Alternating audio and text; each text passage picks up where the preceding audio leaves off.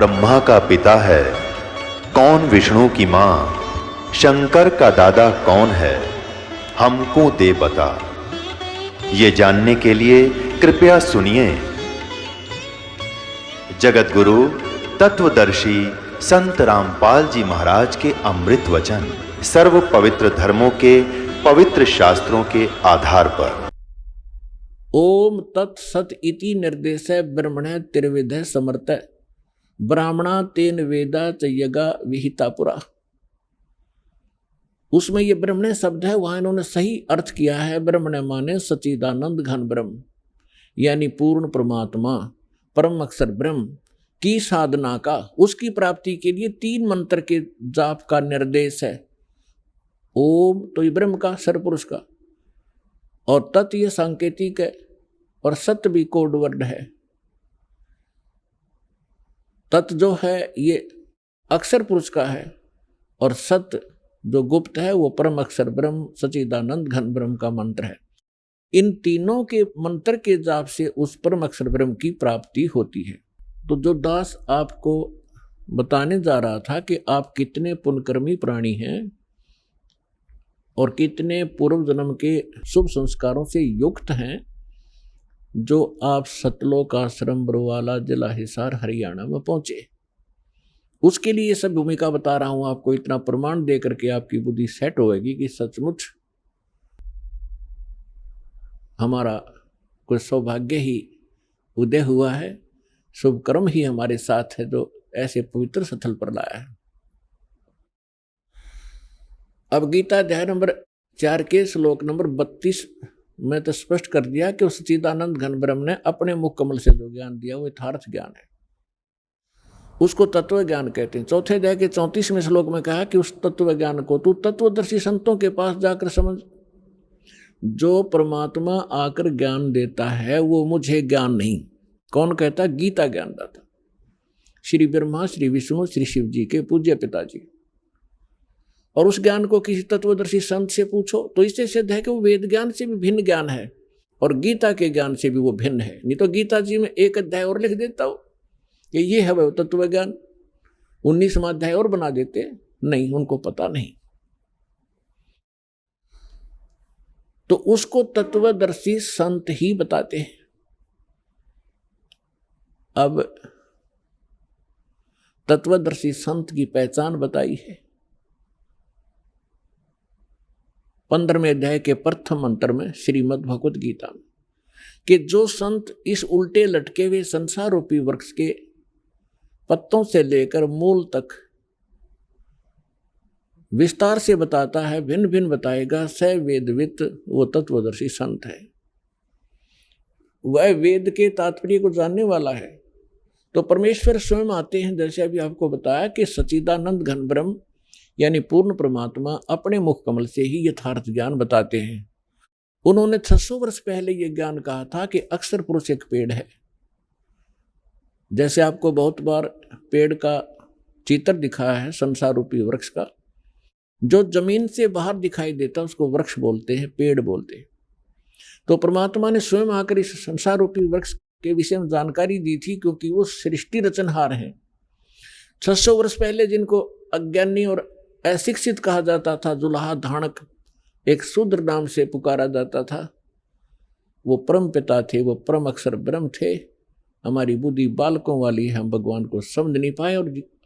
और विशेष रोल रहा हमारे धर्म गुरुओं का, जिन्होंने हमारे अंदर आंखों में अज्ञानता का मोतिया बिंद कर दिया था। उस समय 600 वर्ष पहले परमात्मा कबीर जी ने कहा था कि अक्षर पुरुष एक पेड़ है, सरपुरुष वाकी डार, सरपुरुष कहो ज्योति निरंजन कहो, और तीनों देवा शाखा हैं, ये पात्र रूप संसार है। और मूल स्वयं है। वो मूल बताने के लिए इस दास की सेवा दी है कि वो मूल कौन है। गीता अध्याय नंबर 15 के श्लोक नंबर 16 और 17 में 3 पुरुष हैं, सरपुरुष, अक्षर पुरुष। और 17वें श्लोक में कहा कि उत्तम पुरुष तो अन्य परमात्मा इति उदाहरत है, यह लोकतरम आविष्य विवर्ती अवैश्वर है। वो परम अक्षर ब्रह्म है और वही तीनों लोकों में प्रवेश करके सबका धारण पोषण करता है। वो वास्तव में अविनाशी भगवान है। तो कहने का तात्पर्य यह है कि फिर तत्वदर्शी संत की पहचान क्या है? प्रथम पहचान तो ये है कि सतगुरु के लक्षण कहूँ मधुरे बैन विनोद, 4 वेद 6 शास्त्र वो कहे 18 बोध।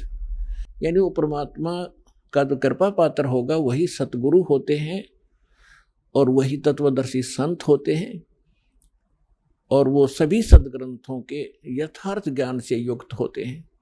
तो परमात्मा तो सारे सब कुछ जानकार हैं, सर्वज्ञ हैं, और फिर इस दास को वो ज्ञान युक्त बनाकर आप पुण्यात्माओं पर मेहर की परमेश्वर ने। अब जो प्रसंग चल रहा है तो इन ऋषि महर्षियों ने वो तत्वदर्शी संत सतगुरु नहीं मिले और इन्होंने स्वयं निष्कर्ष निकाल लिया कि ओम नाम का जाप सबसे उत्तम है और यही परम मंत्र है। इन्होंने आसी को बरवाला मान लिया और बोर्ड के पास बैठ गए। आगे नहीं पड़ा कि 30 किलोमीटर और है आगे, वो है वस्तु जहां सत्संग होता है। अब दया करी है दाता ने इस दास के ऊपर कि 30 किलोमीटर आगे ये रास्ता है और वहां ऐसी सुविधाएं प्राप्त हैं, ऐसा ज्ञान प्राप्त है। तो क्या है वो? तो इन ऋषियों को ज्ञान हुआ नहीं। शुनक जैसे ऋषि, वो महापुरुष परमात्मा पाने के लिए तड़फ उठे। उनको ये ज्ञान हो गया कि इन देवी देवताओं की पूजा से कोई बनने वाला नहीं है और उनको ये ज्ञान हो गया कि पूर्ण परमात्मा से ही पूर्ण मोक्ष होगा। उनका दुर्भाग्य था कि उनको तत्वदर्शी संत ना मिलने से उन्होंने ब्रह्म को और उसके ओम नाम को सुप्रीम गॉड मान लिया और श्रेष्ठ परम मंत्र मान लिया। ओम नाम का जाप, वेदों के अंदर ओम नाम के अतिरिक्त कोई मंत्र नहीं है। श्रीमद् भगवत गीता में भी ओम के अतिरिक्त कोई मंत्र नहीं है। जितने भी ये पुराण हैं ये गॉड गिवन नहीं है, ये ऋषि महर्षियों के अपने अनुभव हैं। जैसा उन्होंने परमात्मा को जाना, जैसे उन्होंने डले डोए, वो अनुभव उसमें लिख रखा है। लेकिन जो वेद से नहीं मेल खाता वो व्यर्थ है। अब ओम नाम का जाप, उसके अतिरिक्त कोई मंत्र किसी भी ग्रंथों में नहीं है और उसके अतिरिक्त किसी पुराणों के अंदर कोई अन्य मंत्र हैं तो वो यदि वेद से मेल नहीं खाते हैं तो हमें वो हानिकारक हैं। वो आन उपासना है, वो शास्त्र विधि को त्याग कर मनमाना आचरण होता है, जो गीता अध्याय नंबर 16 के श्लोक नंबर 23 और 24 में मना किया है कि जो शास्त्र विधि को त्याग कर मनमाना आचरण करते हैं उनको न तो कोई सुख होता है, ना कोई उनकी को सिद्धि प्राप्त होती है और न ही उनकी परम गति होती है, अर्थात यूजलेस। इससे तेरे लिए अर्जुन कर्तव्य और अकर्तव्य की व्यवस्था में 24वें श्लोक में कहा, 16वें अध्याय के कर्तव्य और अकर्तव्य की व्यवस्था में अर्जुन शास्त्र ही प्रमाण है, किसी व्यक्ति विशेष के कहने से भ्रमित ना होना। तो पुण्यात्माओं, दास वो साधना आपको दे रहा है जो हमारे सदग्रंथ गवाह हैं जिनके, और उसी से मोक्ष संभव है। और इसके साथ साथ जिन महापुरुषों का मोक्ष हुआ उन्होंने कौन से मंत्र, कौन सी साधना की, वो भी रूबरू कर रहा हूं, जिससे आपको दृढ़ विश्वास हो और आप अपना आसानी से कल्याण करा सकें। क्योंकि हम साधना बहुत की आपने, आज के नहीं हो, आपने सतयुग त्रेता द्वापर में भी बहुत गणे तप, बहुत गणे जप, इन नकली मंत्रों के और हठ योग किए हैं। परमात्मा के बिना ये आत्मा उसी दिन से तड़फ उठी थी जिस दिन से उससे बिछुड़ कर आई थी। क्योंकि जो सुख सतलोक के अंदर था इसको यहाँ कहीं प्राप्त नहीं हुआ। राजा बनकर देख लिया, रंग अपने आप ही बन जाता है, और फिर सेठ साहूकार बनकर भी देख लिया, वो सुख नहीं मिला। क्योंकि जो सुख है वो इस 21 ब्रह्मांड में उसका नाम निशान नहीं है। जिस सुख की हम खोज कर रहे हैं वो सुख वहां मिलेगा जहां वो सुख है, सतलोक के अंदर। अब कोई खल की बोरी में और खांड का टेस्ट ढूंढ रहा है तो चेक आखिरी तक खोज लिए, उसकी तली तक भी खड़ ही मिलेगी। इसी प्रकार बोरी, जो खांड की बोरी, बूरा की बोरी के अंदर आप पहुंचोगे तो कहीं से भी निकाल लेना, मीठी ही मीठी होगी। इसी प्रकार सतलोक एक सुख सागर है, जहां आप पहले रहा करते थे। वह मृत्यु नहीं, वहाँ वृद्ध अवस्था नहीं, वो जंत्र ये नाड़ी तंत्र से बना हुआ वहाँ का शरीर नहीं, बहुत सुंदर एक तत्व से बना हुआ नूरी शरीर आपका होगा। सदा युवा रहोगे, मृत्यु नहीं होती, परिवार ज्यों का त्यों होगा, उसकी डुप्लीकेट ज्यों की तो नकल है ये सृष्टि यहाँ की। लेकिन ये मिट्टी से बने हुए खिलौने हैं, वो अजर अमर शरीर प्राप्त होंगे आपको। और आप ऐसे ही प्राप्त थे पहले, अपनी गलती से हम यहाँ फंस गए। अब आपको पता चलेगा कि हम कैसे फंसे, जैसे सृष्टि रचना में दास आपको सुनाता है, जो परमेश्वर ने स्वयं आकर हमें यहाँ सुनाई और बताई है। अब जो प्रसंग चल रहा है कि इन ऋषियों ने जो डले ढोए, इनको सतगुरु नहीं मिले। इन ऋषियों ने जो साधनाएं की, एक तो वेदों को आधार माना और वेदों को समझ नहीं सके, क्योंकि परमेश्वर ने आकर स्वयं बताया है कि गुरु बिन काहुन पाया ज्ञान, जो थोथा बुस छड़े मुहुड किसाना। गुरु बिन वेद पढ़े जो प्राणी, समझन सार रहे अज्ञानी। ये जितने भी ऋषि थे, इनको सतगुरु मिले नहीं।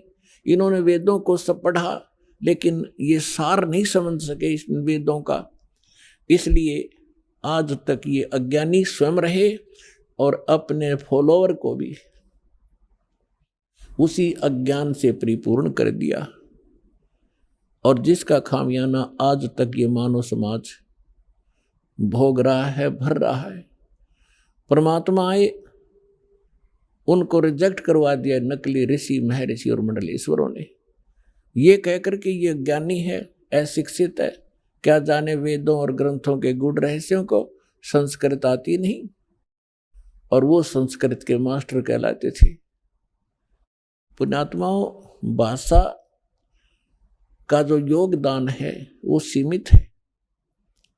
अब कोई संस्कृत भाषा जानता है तो इंग्लिश नहीं आती तो अविद्वान हो गया वो।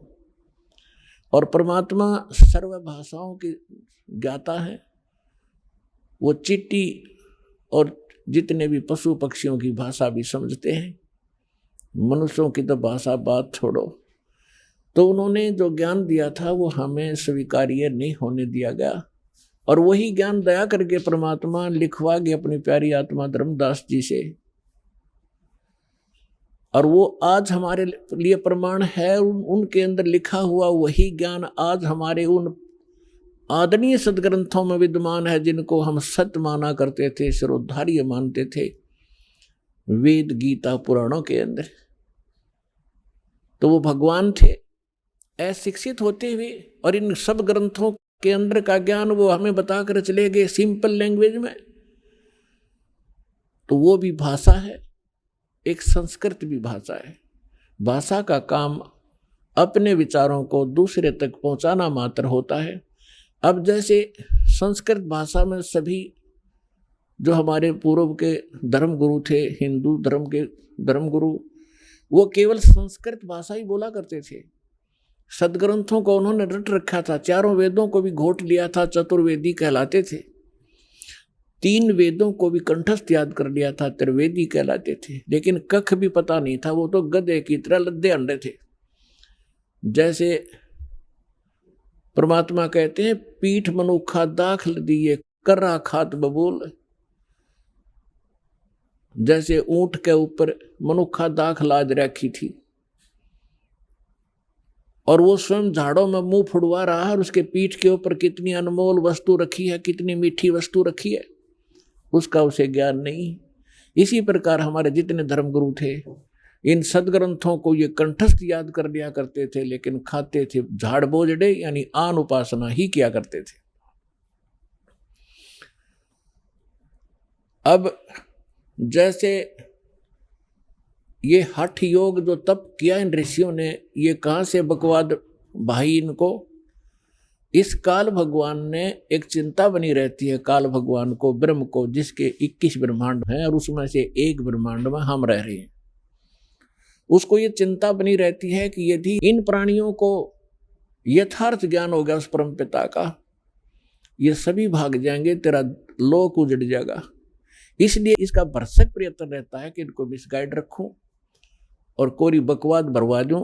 साधना करने की इच्छा हो तो गलत करें, शास्त्र विरुद्ध करें, और नहीं फिर जैसे ऋषि महर्षि घर से निकले साधक निकलते हैं, जो साधना वो कर रहे होते हैं उनसे कुछ होना जाना तो उनसे होता नहीं। 1-2 वर्ष के बाद फिर उनमें कोई ऐब जरूर होता है, कोई सुल्फा पीने लग जाता है, कोई भांग पी कर टाइम पास करता है, तो कुब्द में लग जाते हैं, कोई सिद्धियां प्राप्त कर लेते हैं, फिर एक दूसरे पर प्रभुता फैलाकर जनता में वो प्रशंसा के पात्र बनकर अपना जीवन नाश कर जाते हैं। तो पुण्यात्माओं, इस तत्व ज्ञान से पता चलेगा कौन कितने पानी में और कौन सी साधना सही कौन सी गलत। जैसे जब ब्रह्मा जी कमल के फूल पर विराजमान थे और उस समय वो कहते हैं कि मुझे नहीं मालूम मैं कहां से उत्पन्न हो गया, इस कमल के फूल पर मैं कहां से आ गया और कौन मेरा जनक है। तो फिर वो ऐसा विचार कर रहा था, उसी समय इस काल भगवान ने, इनके पिता ने आकाशवाणी कर दी कि तप करो तप करो। ब्रह्मा जी कहते हैं मुझे आकाशवाणी सुनाई दी कि तप करो, मैंने 1000 वर्ष तक तप किया। ये तप करवाकर सिद्धियां प्राप्त करवा लेता है, और जैसे बैटरी चार्ज कर ली तप करके, और फिर आगे फिर दूसरी बार फिर 1000 वर्ष जब तप कर लिया ब्रह्मा जी ने, फिर दूसरी आकाशवाणी कर दी कि सृष्टि करो। सूक्ष्म वेद में कहा है कि तपो तपो कर वाक्य सुनाया, लोक रचो बल मेरी माया। पहले तो कहा तप करो तप करो, जब तप कर लिया, जब कहा कि सृष्टि रचो, तो ब्रह्मा जी ने उस आकाशवाणी जो काल ब्रह्म की थी उसको पूर्ण परमात्मा की मान ली, क्योंकि इनको पता था नहीं कख भी कौन भगवान है कैसा है। आज तक इनको परमात्मा का कोई साक्षात्कार नहीं हो लिया है। वेदों से तो ओम नाम ले लिया इन्होंने, और ब्रह्मा जी ही इस सृष्टि के अंदर काल सृष्टि में सबसे बड़े विद्वान माने जाते हैं, और उन्हीं को वेदों का ज्ञाता माना जाता है। अब अन्य जिस भी ऋषि को, मनु को या वासिष्ठ को, जिसको भी उस ब्रह्मा जी ने जैसा ज्ञान दिया, तो उसमें से एक तप भी साथ जोड़ दिया सभी ने कि ब्रह्मा जी को आकाशवाणी हुई थी कि तप करो। ये तप ले लिया चुनक ऋषि ने ब्रह्मा जी का मौखिक। तब तक तो वेद प्राप्त भी नहीं हुए थे, उसके बाद फिर सागर मंथन हुआ था जब 4 वेद प्राप्त हुए थे। वैसे कंप्लीट जो वेद थे ये 5 थे। इस काल भगवान को 5 परमात्मा ने वहां से फैक्स कर दिए इसकी अंतःकरण में, फिर इसके श्वासों के द्वारा ये बाहर निकले थे सागर के ऊपर, और सुसज्जित बहुत सुंदर थालियों के अंदर आए थे। तो इस ज्योत निरंजन ने वो 4 पढ़े, 5 पढ़े इसने, तो 5वें जो वेद था उसके अंदर उस परमात्मा का विशेष ज्ञान था। तो इसको चिंता बन गई कि उस परमात्मा की इस प्रकार जानकारी प्राणियों को होगी, ये सब भाग जाएंगे। उसने 5वां वेद छुपा दिया और 4 वेद अपने पुत्र ब्रह्मा को दे दिए, सागर मंथन के समय अपनी श्वासों से छोड़ दिए, और 5वां गुप्त कर लिया।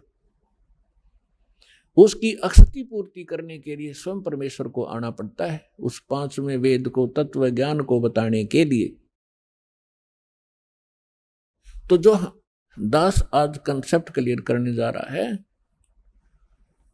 कि आपको वो स्थान मिला, आपको तत्व ज्ञान मिला, तो आप कितने शुभ संस्कारी प्राणी हो। सभी बहन भाई बुजुर्ग बेटी माई बाई सभी जो यहाँ पहुंचे, चाहे कोई दुख में आ रहा है, चाहे कोई ज्ञान समझ के आया है, या किसी भाई बहन के कहने से इस पवित्र स्थल पर पहुंचा है, तो यहाँ आने के बाद अपने आप इस रंग में रंग ही जाता है 1-2 बार सत्संग सुनने के बाद। आज सब बुद्धिमान समाज है, तो जो प्रसंग चल रहा है हम उसी पर आते हैं। ब्रह्मा जी से प्राप्त उस ज्ञान के आधार से चुनक ऋषि ने तप सेलेक्ट कर लिया, और वेदों से ओम मंत्र, तो गीता अध्याय नंबर 7 के श्लोक नंबर 18 में कहा है कि ये ज्ञानी आत्मा हैं तो उदार मीन समर्पित हैं परमात्मा के लिए हजारों वर्षों तक, तप किए, साधनाएं की, सूख कर काटा हो गए, प्रवाह नहीं की, चाहे जान भी जाओ परंतु परमात्मा मिले मोक्ष हो। लेकिन किक्कर बबूल का बीज बो के और आम की आस करना महामूर्खता होती है। इसी प्रकार इन ऋषि महर्षियों ने ओम नाम का जाप ये बबूल का बीज बोया, हठ योग करना भी ये बबूल का बीज है। तो इसकी साधना करके ये पूर्ण मोक्ष की आशा में बैठे हजारों वर्षों तक चुनक ऋषि साधना करते रहे। गीता अध्याय नंबर 11 के श्लोक नंबर 32 में गीता ज्ञानदाता कहता है कि अर्जुन मैं काल हूं और सब लोगों को अक्षय करने के लिए, इनका नाश करने के लिए अब मैं प्रवृत्त हुआ हूं। तो श्री कृष्ण जी तो पहले ही विद्वान थे श्री अर्जुन के साथ, क्योंकि उसके रिलेटिव थे, अर्जुन के साले थे श्री कृष्ण भगवान। और वो श्री कृष्ण नहीं, उसमें वो काल बोल रहा था, जब कहता ये देख मेरा ये वास्तविक स्वरूप है और मैं काल हूँ, 1000 भुजा है उसके। और गीता अध्याय नंबर 11 के श्लोक नंबर 21 में अर्जुन कह रहा है कि भगवान आप तो इन सभी ऋषियों को खा रहे हो, सभी देवताओं को भी खा रहे हो, सिद्धों के समुदाय आपके सामने हाथ जोड़कर खड़े हैं और वेदों के सूक्तों से आपकी ही स्तुति कर रहे हैं और आप उनको भी खा रहे हैं। तो गीता अध्याय नंबर 11 के श्लोक नंबर 32 में गीता ज्ञानदाता कहता है कि मैं तो काल हूं भाई, और इन सबको खाने के लिए अब प्रवृत्त हुआ हूं। तो गीता अध्याय नंबर 11 के श्लोक नंबर 47-48 में ये गीता ज्ञानदाता कहता है कि ये मेरा वास्तविक रूप है, मैं ऐसा हूं जो अब तुम्हें दिखा है, और मेरे इस रूप के दर्शन तेरे अतिरिक्त पहले कभी किसी ने नहीं हुए और आगे नहीं हो सकते। मैं ना किसी जप से, ना तप से, ना किसी क्रिया से और ना किसी वेदों में वर्णित विधि से मेरी प्राप्ति नहीं हो सकती। ब्रह्मा जी ने 4 युग तक साधना की, नहीं मिला, आखिर में आकर अपनी माँ को झूठ बोल दी कि मुझे प्राप्त हुआ, क्योंकि वेद उसने पढ़े थे और वेदों में परमात्मा साकार है। तो श्रीमद् देवी भागवत के अंदर ब्रह्मा जी खुद कहते हैं अपनी माता दुर्गा को कि माता जी अनुभव कुछ और बोलता है और वेद कुछ और बताते हैं, इनमें बहुत ही द्वितीयवाद है, इसका कारण क्या है। तो दुर्गा को उस काल ने धमका रखा है कि खबरदार जब मेरी किसी को भी तूने जानकारी दे दी, मैं गुप्त रहूंगा और मेरा भेद किसी को नहीं बता देगी। तो उसके डर से देवी उसको गोलमोल कर देती है कि मैं ही सब कुछ हूँ, मैं ही ब्रह्म हूँ, मैं ही सब कुछ हूँ, ऐसे गोलमोल कर देती है। फिर भी ब्रह्मा जी कहते हैं अनुभव हम करते हैं तो मिल नहीं रहा, और वेद बताते हो साकार है, एक स्थान पर बैठा है। तो ये दोगला सा ज्ञान है माता। तो कहने का भाव ये है कि गीता ज्ञानदाता कहता है कि मैं ना वेदों में वर्णित विधि से, ना किसी जप से, ना तप से, ना किसी क्रियाओं से कभी नहीं प्राप्त हो सकता। तो इसलिए गीता अध्याय नंबर 7 के श्लोक नंबर 24 और 25 में ये खुद कहता है कि मैं अव्यक्त हूं, अपनी योग माया से छुपा रहता हूं, ये मेरा अनुत्तम विधान है, अटल विधान है। अनुत्तम तो इसलिए जो माता पिता है और बच्चों से भी गुप्त है, तो कोई न कोई दोष है उसके अंदर, वो अच्छा आदमी नहीं है। इसको श्राप लगा हुआ है, 1 लाख मानव शरीरधारी प्राणियों का आहार करता है, जिस कारण से छुपा बैठा है। कहीं पता लग गया तो एक भी नहीं तेरी पूजा करेगा, तेरे इन सब देवी देवताओं को भी भूल जाएंगे। इसलिए गुप्त रहता है, ना अपने देवी देवताओं को, इन सबको, किसी को, पुत्रों को भी इसने भेद नहीं बता रखा। ये स्वयं स्पष्ट कर रहा है गीता अध्याय नंबर 7 के श्लोक नंबर 24 और 25 में कि मैं ये बुद्धि अबुद्ध है, ये जो जन समुदाय सामने खड़ा है, ये मुझ अव्यक्तम माम अव्यक्तम व्यक्तिम आपनम मनन्ते अबुद्ध। ये मूर्ख मुझ अव्यक्त को और कृष्ण रूप में, व्यक्ति रूप में आया हुआ मान रहे होंगे। मैं कृष्ण नहीं हूं, आई एम नॉट कृष्ण। मैं अपनी योग माया से छुपा रहता हूं, मैं कभी किसी के समक्ष नहीं आता। गीता अध्याय नंबर 4 के श्लोक नंबर 5 और 9 में ये स्पष्ट कहता है कि अर्जुन, तेरे और मेरे बहुत जन्म हो चुके, तू नहीं जानता, मैं जानता हूं, और मेरे जन्म और कर्म अद्वितीय हैं, अलौकिक है। तो इसके कर्म ऐसे हैं कि ये सामने नहीं आता, और किसी में प्रवेश करके प्रेत की तरह जो क्रिया करवानी है वो कर देता है, करा जाता है। तो इन ब्रह्मा विष्णु महेश ने साधनाएं की, परमात्मा मिला नहीं। इन्होंने निराकार विधान बना दिया कि परमात्मा निराकार है। तो इसी प्रकार जो प्रसंग चल रहा है हम उसी पर आते हैं। इस चाणक्य ऋषि ने वो साधनाएं प्रारंभ की जो सभी ऋषि पहले से ही डले ढो रहे थे। उससे वो परमात्मा तो मिलना है ही नहीं, ये एटम बम बन जाते हैं, एटम बम। अगस्त ऋषि ने सारे जीवन में डले ढोके एक सिद्धि प्राप्त कर ली, सब सागर पीण की। बता, सारे जीवन को नाश करके उसने ये प्राप्त किया कि सब सागर पी लिया। अब इस तत्व ज्ञान के अंदर परमात्मा ने क्या बताया है, अब आपको उस परमात्मा का दिया हुआ कुछ ज्ञान बीच में सुनाएंगे, क्योंकि आप एक विद्यार्थी हैं और पूरे वर्ष में एक ये पूरा कोर्स दास ने आपका करवाना होता है। 3 दिन का सत्संग इसीलिए रखा है कि प्रत्येक सत्संग में श्रद्धालु भी बदल जाते हैं और श्रोता भी जो लगातार सुन रहे हैं, वो तो अच्छी बात है। इसलिए धीरे धीरे सारे ही ज्ञान को के ऊपर विवेचन किया जाता है। अब जैसे ये सिद्धियां क्या है, ये जीवन नाशक इस प्राणी की सबसे बड़ी दुश्मन है, इससे प्रभुता आ जाती है और अपनी ही, जैसे पहले बैटरी चार्ज करी फिर वह खत्म कर दी, रह गया जैसे का तैसा। जैसे इन सिद्धियों को परमात्मा ने ऐसा बताया है कि जैसे आप देखते हो वर्षा के मौसम में अन्य चींटियां होती हैं बगैर पंखों की होती हैं, और उन्हीं चींटियों के बिलों से कुछ पंखों वाली चींटियां निकलती हैं और वो उनके अंदर परमात्मा होती हैं, क्योंकि वो उड़ नहीं सकती दूसरी चींटियां, और वो उड़ जाती हैं आकाश में। तो वो यूं सोचे हैं कि ये तो भगवान से मिल ली, क्योंकि ये तो उड़ जाती है आकाश में। जैसे आजकल आप देखते हो मौसम वर्षा का है तो चींटियां निकलती हैं पंखों वाली कीड़ियां, और कहाँ जाती हैं, या तो दीपक पर जाकर जलकर मर जाएंगी, या फिर बल्लभ के चारों तरफ घूमती रहेंगी। थोड़ी सी देर में उनकी पंख टूट जाएंगी, कटकर नीचे पड़ जाएंगी और वो चिट्टी की चिट्टी रह जाएंगी।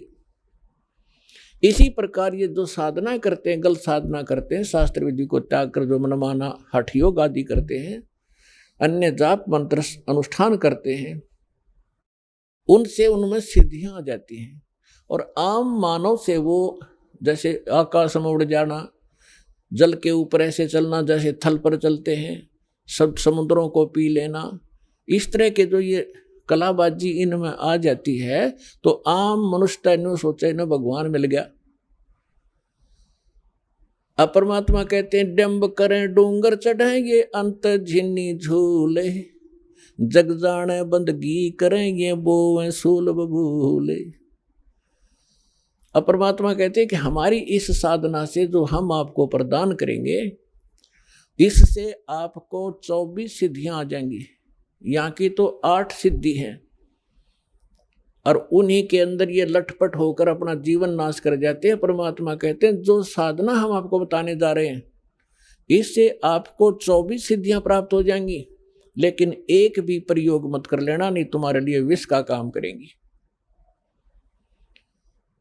अपने आत्मा सिद्धि का अर्थ होता साधना की सफलता।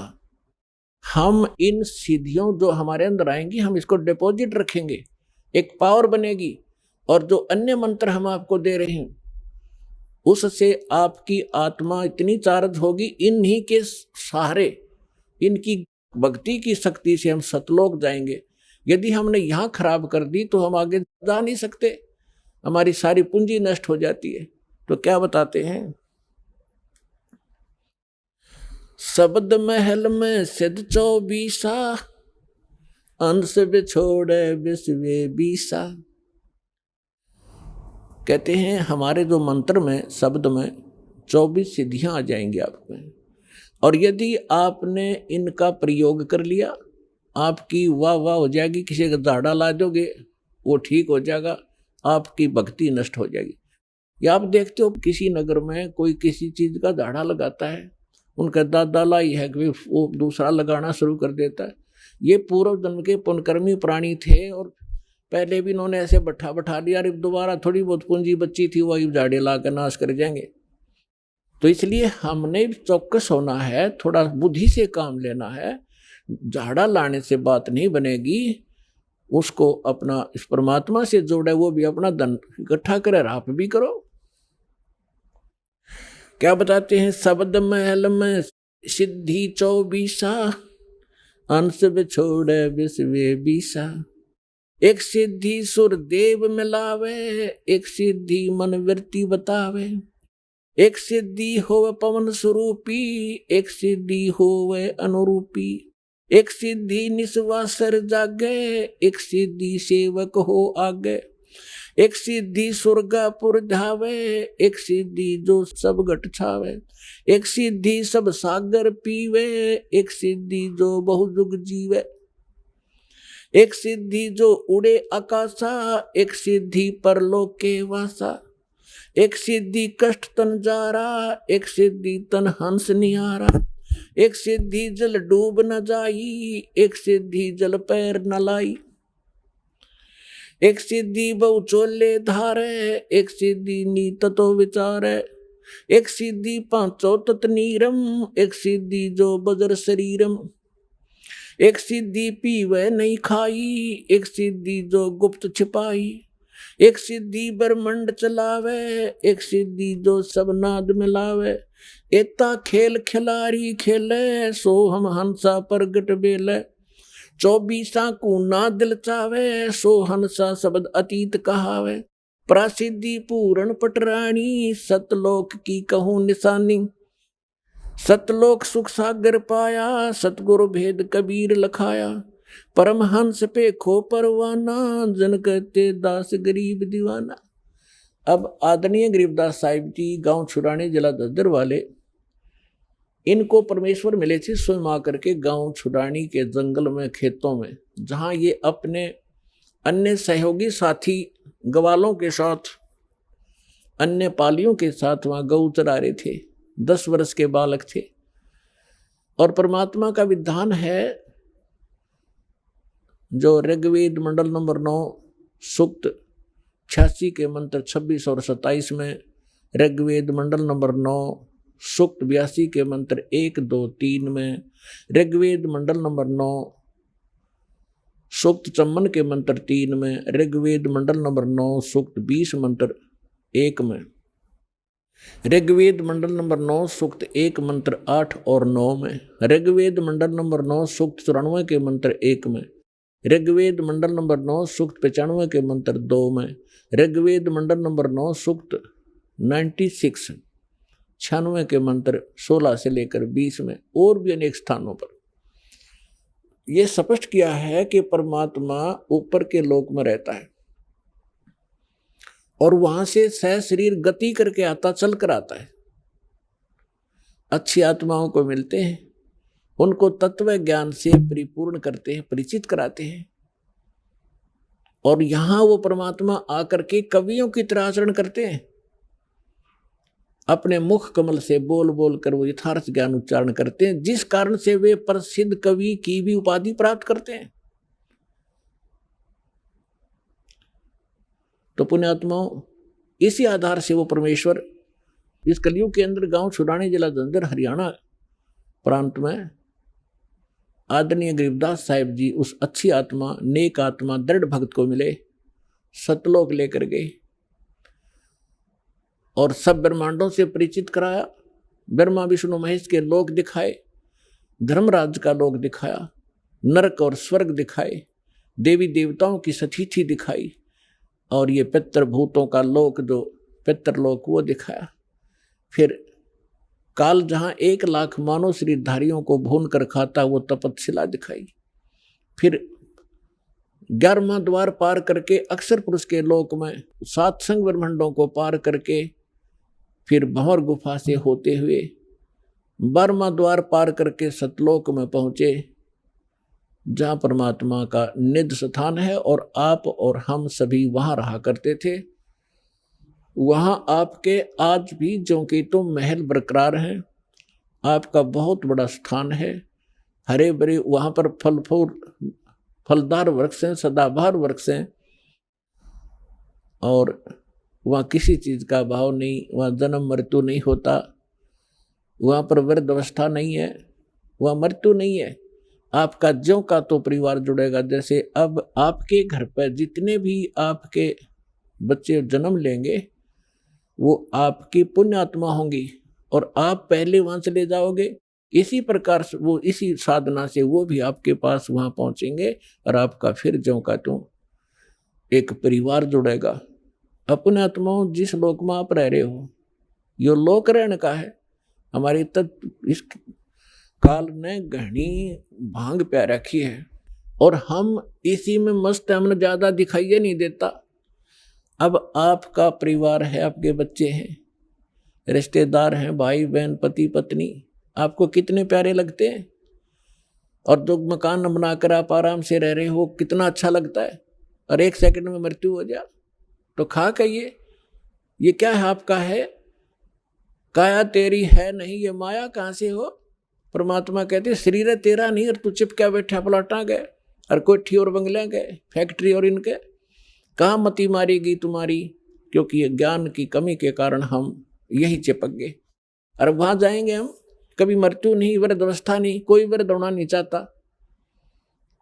और कोई मरना नहीं चाहता। अंतिम सांस तक भी न सोचे, एक सांस हो राजा भगवान, 10 दिन और मिल जाए और फिर भी मृत्यु होगी। तो ऐसे लोक में हम रह रहे हैं, तो ये मृत्यु तो डेफिनेट है। लेकिन इस मृत्यु से पहले जो क्रियाएं दास आपको बताएगा, ये कर लेना बस, और फिर मालिक पर छोड़ देना। आप सतलोक चले जाओगे, वहां जाने के बाद फिर पुनर्जन्म आपका नहीं होगा। कहते हैं भक्ति बीज होए जो हंसा, और तारों तास के 71 वंशा। 101 पीढ़ी पार होगी आपकी, जब सच्चे दिल से लगे रहे आप। क्योंकि आप दृढ़ होगे तो आपके बच्चे दृढ़ होंगे।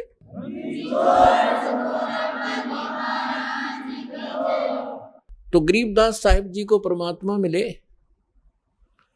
उन्होंने फिर ये बताया कि इस जो मंत्र मुझे मिला है और यही आपको प्राप्त जब हो जाएगा, इसमें क्या बताया, शब्द महल में सिद्धि 24 अंश बिछोड़े विश्वे बीसा। ये 24 सिद्धि है भक्ति इस मार्ग में, और जो इसको दुरुपयोग करेगा, इन सिद्धियों को प्रयोग करेगा, लोग दिखावा करने लग गया तो परमात्मा से दूर हो जाओगे। एक सिद्धि सुर देव मिलावे, एक सिद्धि मन वृत्ति बतावे। ये सिद्धियां हैं। एक सिद्धि हो पवन स्वरूपी, एक सिद्धि हो वह अनुरूपी, एक सिद्धि निस्वासर जागे, एक सिद्धि सेवक हो आगे। एक गोहाना के पास गांव है खेड़ी दमकन, वांस दास के मामा का गांव है वो, वहां हम जाते रहते थे।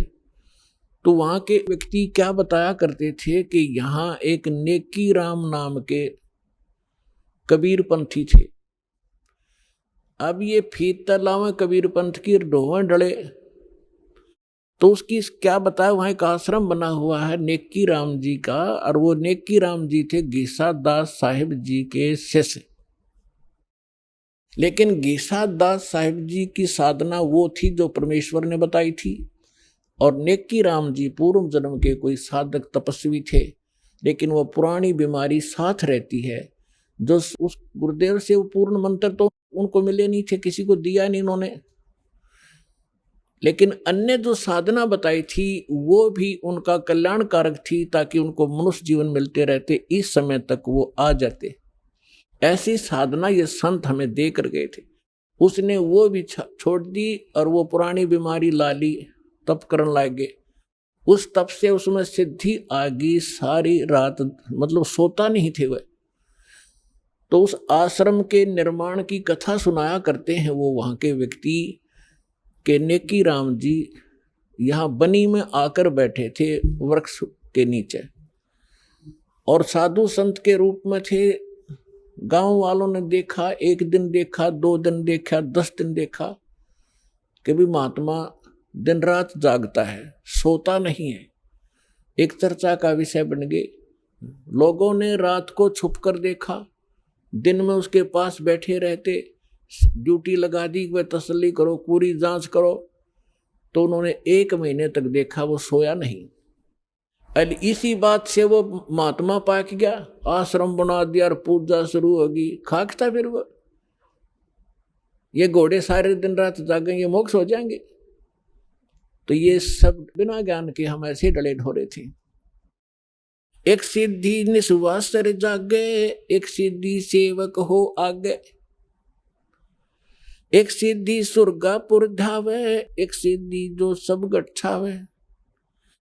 अब जैसे ये गोपी चंद और भर्तृहरि जी को हमारे हिंदू समाज में मानते हैं कि ये मुक्त हो गए, ये पार हो गए, पार नहीं हुए, ये ताड़ यहीं पर भटक रहे हैं। जैसे एक सिद्धि सुरगापुर धावे, अब इसी ऐसी सिद्धि हो जाती है इनकी मृत्यु के उपरांत ये स्वर्ग में भी जा सकते हैं और वहां से यहाँ भी आ सकते हैं और अपना जीवन नाशी कर रहे हैं। फिर बताया है, एक सिद्धि सब सागर पीवे, एक सिद्धि जो बहुजुग जीवे। एक सिद्धि सब सागरों को पी लेती है। अब जैसे आपको बताया था, अगस्त ऋषि जी ने यही डले डोए थे, एक सिद्धि प्राप्त कर ली के 7 समुद्र पी लिए, फिर हो गया मुक्त। यानी मोक्ष मार्ग इससे हटकर है, जो अभी तक अपने हाथ लगा नहीं था, अब दया करी भगवान ने, वो मोक्ष मार्ग आपको प्राप्त हो रहा है। अब जैसे जो प्रसंग चला था कि आप कितने पुण्यकर्मी प्राणी हो, आपको सतगुरु मिल गए, वो संत मिल गए।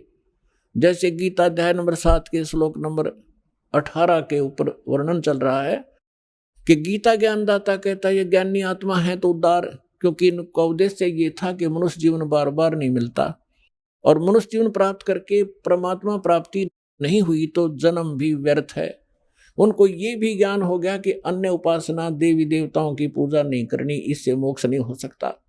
लेकिन वो मेरे वाली अनुत्तम साधना में, घटिया साधना में ही आश्रित रहे, मेरे वाली घटिया साधना में ही आश्रित, गति में आश्रित रहे। गति कौन सी? ओम नाम से ब्रह्मलोक प्राप्त होगा, फिर जन्म मृत्यु ज्यों की तो।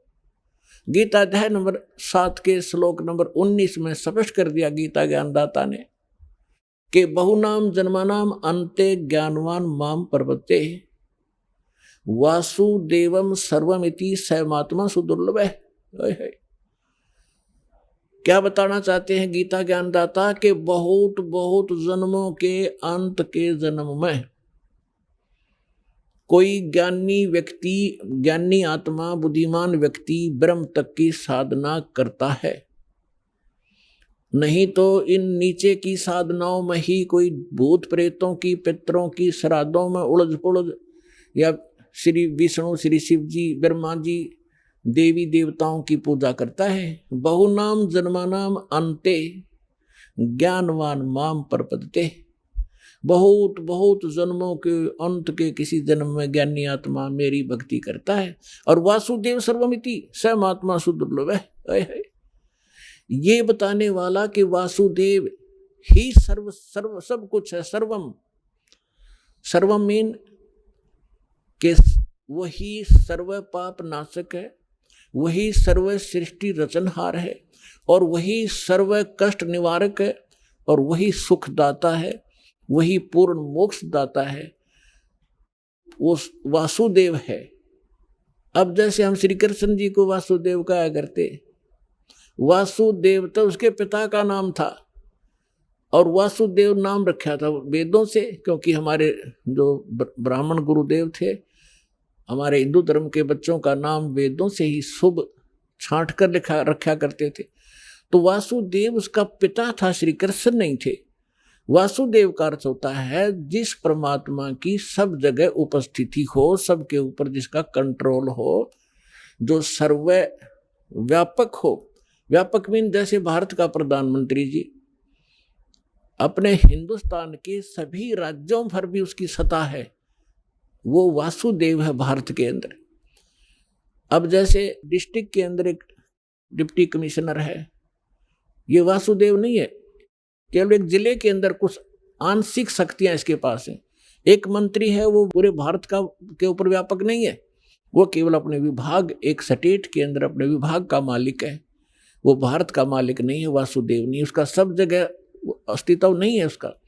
ऐसे ही मुख्यमंत्री अपने एक राज्य में वो प्रधान है, मुखिया है, लेकिन वो सब भारत पर व्यापक नहीं है। तो प्रधानमंत्री जो है वो वासुदेव है, और वो सर्व सुखदायी है। यानी जितनी जो शक्तियां एक मंत्री, मुख्यमंत्री स्टेट के या वैसे अन्य मंत्री जो सेंटर के, और जितने भी जो कर्मचारी अधिकारी हैं, उन सब से अधिक वो पावर है उसके पास, और उसी से प्राप्त पावर उसने आगे बांट रखी है, और उसके अंदर सारी पावर है। वो भी काम कर सकता है जो एक पटवारी करता है, एक डीसी कर सकता है, उसके संकेत से 2 मिनट में सब कुछ हो सकता है।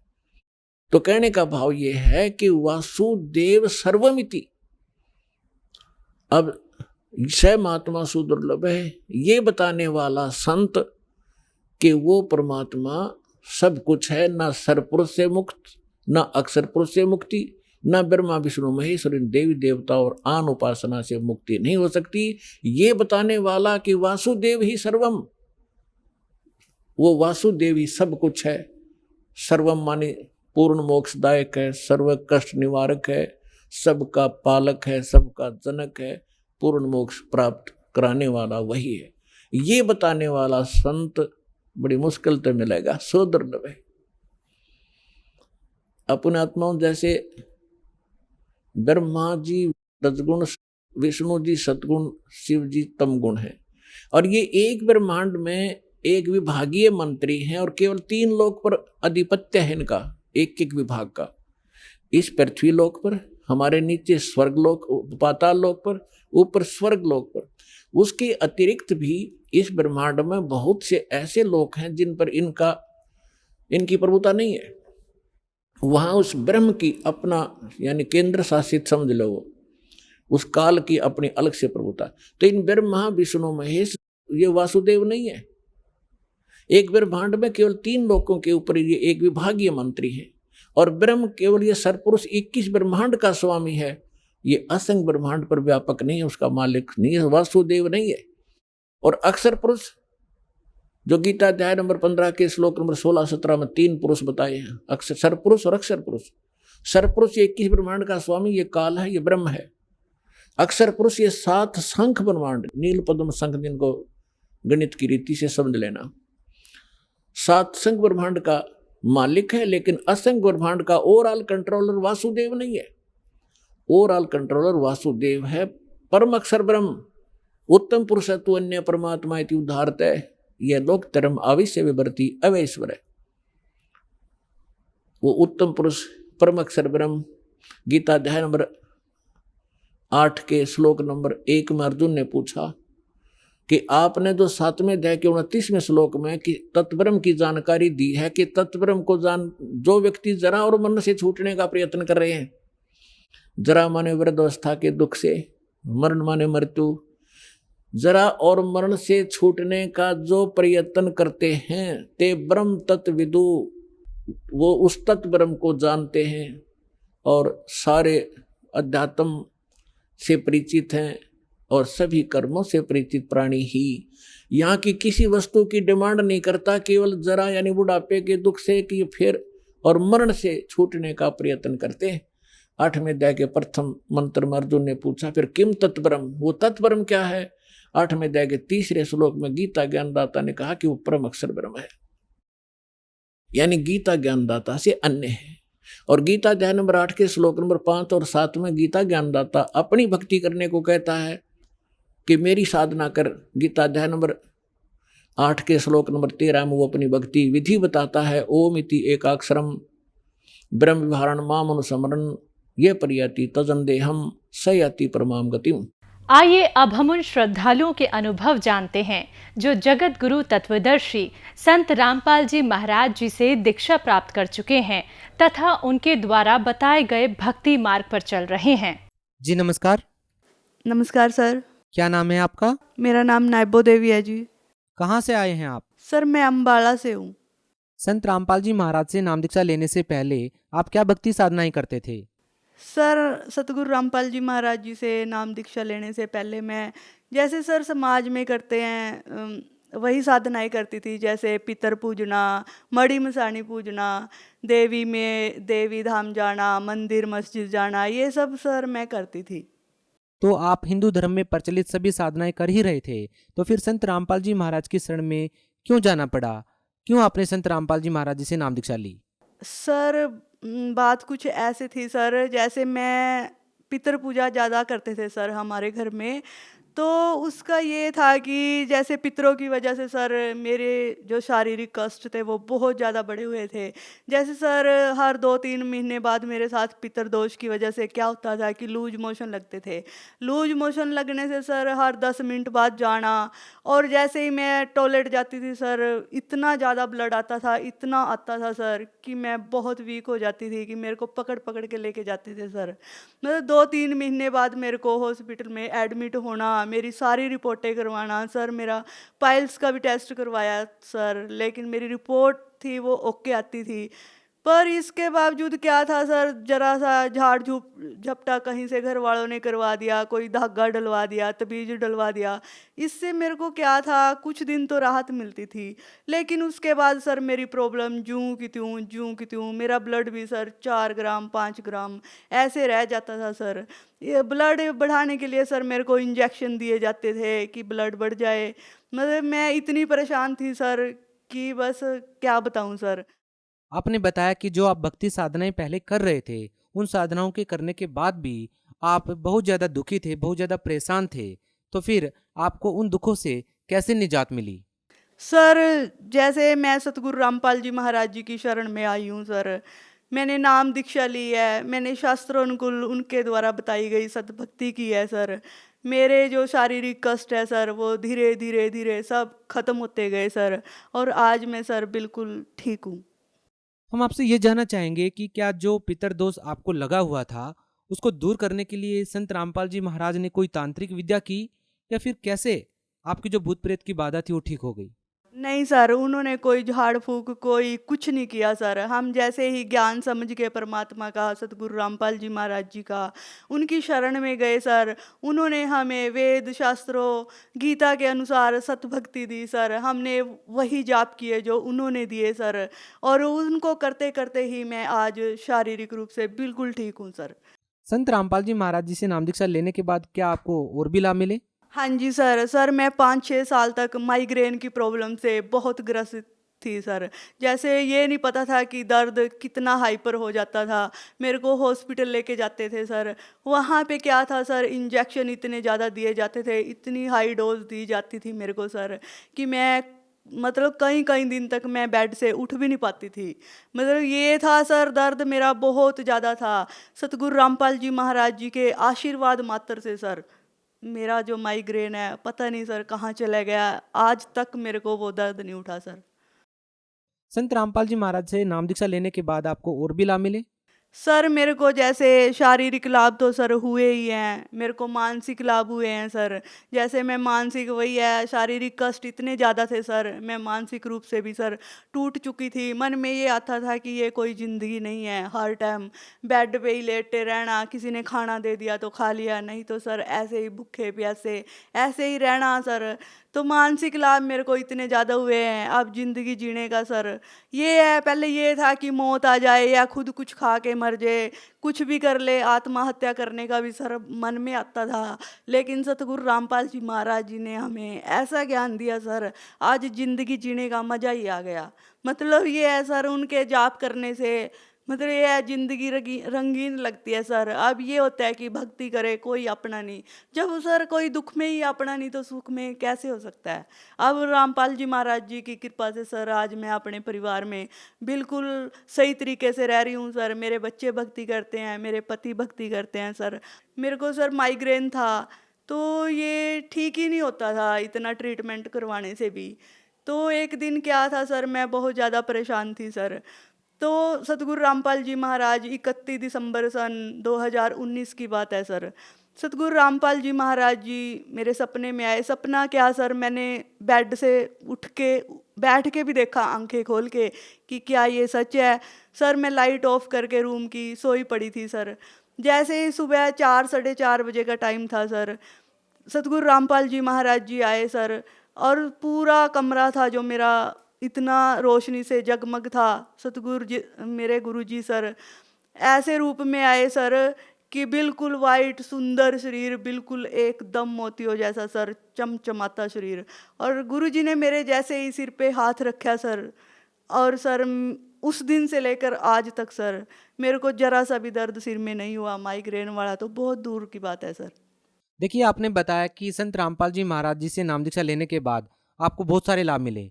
तो हम आपसे ये जानना चाहेंगे कि यदि आप किसी और संत से नाम दीक्षा लेते तो भी आपको बहुत सारे लाभ मिल सकते थे, क्या कहना चाहेंगे? सर देखिए सर, मैंने अपनी शारीरिक मानसिक परेशानी की वजह से कि मेरे को कैसे ही राहत मिले इन परेशानियों से सर, मैं डेरा सच्चा सचखंड बल्ला जी गई सर, जो अमृतसर में पड़ता है सर। वहाँ के जो गद्दी नशीन गुरु हैं सर, वो गुरु निरंजन दास जी हैं सर।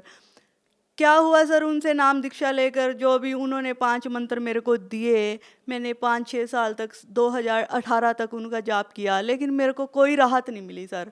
मेरी प्रॉब्लम जूं की त्यों बल्कि और ज़्यादा बढ़ती गई सर, मुझे कोई लाभ नहीं हुआ सर। लेकिन जब से मैं सतगुरु रामपाल जी महाराज जी की शरण में आई हूँ सर, दिन प्रतिदिन मतलब मेरा सुख बढ़ता ही जा रहा है सर। आपको क्या लगता है, आप क्या कारण मानते हैं कि आप जो पहले भक्ति साधनाएं कर रहे थे, उन साधनाओं के करने से आपको कोई भी लाभ नहीं मिल रहा था, और जब आप संत रामपाल जी महाराज जी से नाम दीक्षा लेकर के भक्ति साधनाएं कर रहे हैं तो आपको बहुत सारे लाभ मिल रहे हैं? आप क्या कारण मानते हैं? इसके पीछे तो ये है, जैसे पहले वाली जो साधनाएं थी हमारी, वो शास्त्र विरुद्ध थी। मतलब मनमाना आचरण था, जैसे सब कर रहे हैं बस वैसा ही कर रहे हैं, उनसे कोई लाभ नहीं मिलता था। पर सतगुरु रामपाल जी महाराज जी ने हमें वेदों के अनुसार, शास्त्रों के, कुरान, बाइबल, हर तरह के ग्रंथ से मैच करके भक्ति साधना दी है, जिसको करने से हमें पूर्ण लाभ मिल रहा है जी। कोई दिक्कत नहीं आज के टाइम में। जी, आप भगत समाज को क्या संदेश देना चाहते हैं? मैं भक्त समाज से यही रिक्वेस्ट करना चाहती हूँ कि जैसे मैं परेशान थी पितर दोष की वजह से, मैं न जाने कहाँ कहाँ गई हूँ अपनी परेशानी को ठीक करने के लिए, लेकिन मेरा कहीं भी कोई समाधान नहीं हुआ। मेरी प्रॉब्लम जूं की त्यों बनी रही। तो मैं आप सभी से यही रिक्वेस्ट करना चाहती हूँ कि आप भी सतगुरु रामपाल जी महाराज जी की शरण में आएँ और अपना और अपने बच्चों का भी कल्याण करवाएं। तो हमें ये बताइए कि संत रामपाल जी महाराज जी से कैसे नाम दीक्षा ली जा सकती है? सतगुरु रामपाल जी महाराज जी से नाम दीक्षा लेने के लिए आप सोशल मीडिया प्लेटफॉर्म पर जगत गुरु तत्वदर्शी संत रामपाल जी महाराज जी सर्च करके उसके नीचे जो सत्संगें आती हैं उन पे नंबर दिए गए हैं, वहाँ पर आप कांटेक्ट करिए। और वहाँ कांटेक्ट करने पर आपको आपका नज़दीकी नामदान केंद्र बता दिया जाएगा। आप आसानी से वहाँ जाकर सतगुरु रामपाल जी महाराज जी से नाम दीक्षा ले सकते हैं। बहुत बहुत धन्यवाद। सत साहिब जी।